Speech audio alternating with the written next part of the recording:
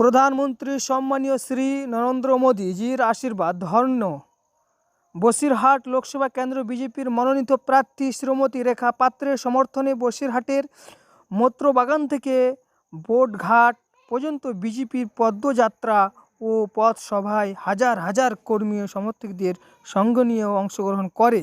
রেখা পাত্রকে বিপুল ভোটে নির্বাচিত করে সন্দেশখালীর ঘৃণাকাণ্ডের জবাব দেওয়ার আহ্বান জানালেন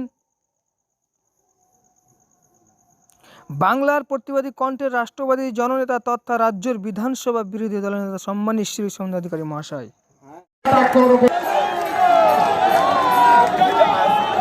চিরদিন কাহারও সমান নাহি যায়। আজকে যে রাজা ছিল কালকে সে ভিক্ষা চায়, এদের অবস্থা তাই হবে।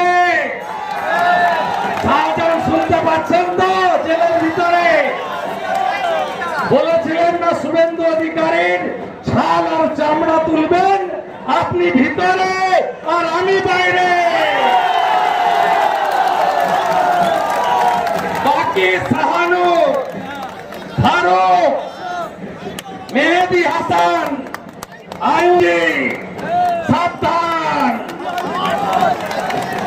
ভদ্র হন, গণতন্ত্র মেনে চলুন। তাকি বসিরহাটে কত পুকুর বুঝিয়েছেন, সব পুকুর আপনাদেরকে দিয়ে খোঁড়াবো। মাননীয় জেলা সভাপতি তাপস